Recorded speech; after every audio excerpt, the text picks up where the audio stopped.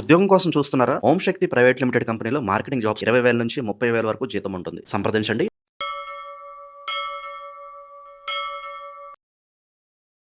సింహరాశి సింహరాశి వారికి ఇంట్లో ఒక్కరున్నా చాలండి.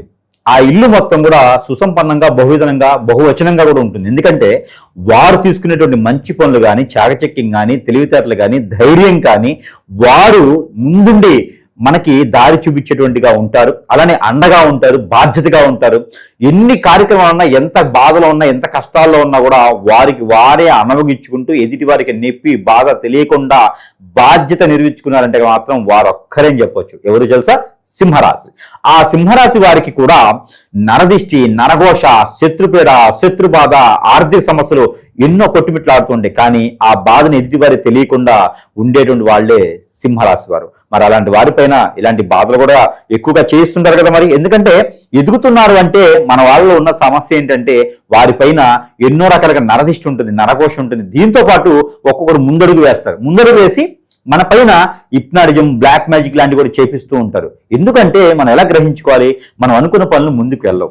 అంటే గ్రహరీత్యా దోషాలు ఉంటాయి, జాతకరీత్యా దోషాలు ఉంటాయి, దశల రీత్యా దోషాలు ఉంటాయి. ఇవన్నీ కూడా తాత్కాలికం.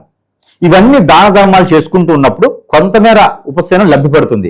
ఇలా కాకుండా మనము చదువులో ముందుకెళ్ళలేకపోతున్నాం. గవర్నమెంట్, సెంట్రల్ గవర్నమెంట్ జాబులు వచ్చే అవకాశం ఉంది సింహరాశి వారికి. అలా కాకుండా ఏదో దొరికిన జాబ్ చేసుకుంటూ, దొరికిన పని చేసుకుంటూ వెళ్ళిపోతున్నారు. జీవితంలో ఎంత వయసు వచ్చినా ఎదగలేకపోవటం, పెళ్లిళ్ళు చేసుకోలేకపోవటం, జీవితంలో ఎన్నో రకాల అవధోరథాలు, ఎన్నో రకాల ఒడిదుడుకులు తలెత్తుతున్నా కూడా అలానే కొట్టుమిట్లాడుకుంటూ వెళ్ళిపోవటం, ఏ రంగంలో అడుగు పెడితే ఆ రంగంలో నాశనం అయిపోవటం, ఇబ్బంది పడిపోవటం, వెనకబడిపోవటం, ఇవన్నీ కూడా గ్రహించుకోవాలి. కొంతమందిలో నిద్ర పట్టదు, ఆందోళన, చికాకు, చిరాకు, ఒంటరైపోతూ ఉంటారు. ఏం చేయాలో అర్థం కాని పరిస్థితి, అష్టదిబ్బందులు పాలైపోతుంటారు. వీరందరికీ కూడా జాతకరీత్యా దోషాలు ఉండొచ్చు, కాదనలా. కానీ ఆ జాతకరీత్యా దోషాలు ఉంటే పరిహారం ఉంటుంది. ఆ పరిహారం ఏంటంటే కనుక దత్తాత్రేయ స్వామి వారికి గురువారం రోజున గోధుమ రొట్టెలు బెల్లం వేయకుండా కాచి 7 రొట్టెలు స్వామి వారికి నైవేద్యం పెట్టాలి. అదే రోజున గోధుమ పిండితో కానీ, గోధుమలతో కానీ బెల్లం కలిపి ఇక్కడ ఉదయించే సూర్యుడికి నీళ్లు ఆర్జనిచ్చుకుంటూ ఆ ఉదయించే సూర్యుడికి నైవేద్యం పెట్టుకోవాలి. ఈ 2 చేస్తూ అలానే ఆ రోజున గోధుమ పిండితో, అది మనకి గోధుమ రొట్టెలు అక్కడ దత్తాత్రేయ స్వామి వారికి దానం చేసుకుంటూ అదే రోజున కుక్కకి ఉన్న 2 గోధుమ పిండి రొట్టెలు పెట్టాలి, లేదా ఆవుకైనా 2 గోధుమ పిండి రొట్టెలు పెట్టాలి. ఇది మనం చేసుకోవాల్సిన పరిహారం.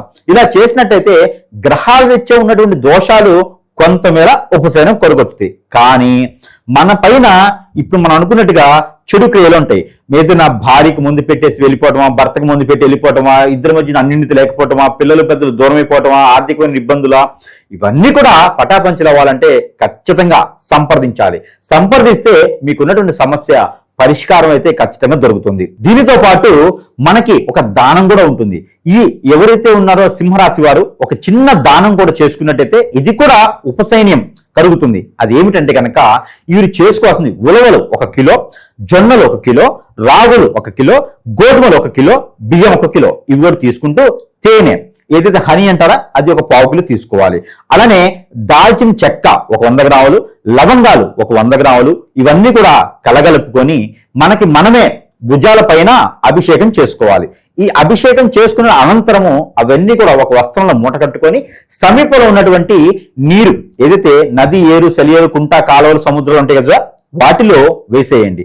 దీని ద్వారా గ్రహరీత్యా దోషాలు, ప్రకృతి నుంచి దోషాలు, కాలసర్పదోషం, నాగదోషం, కుజదోషం, కలత్ర లాంటివి ఉంటే ఖచ్చితంగా పటాపంచలేకపోతాయి.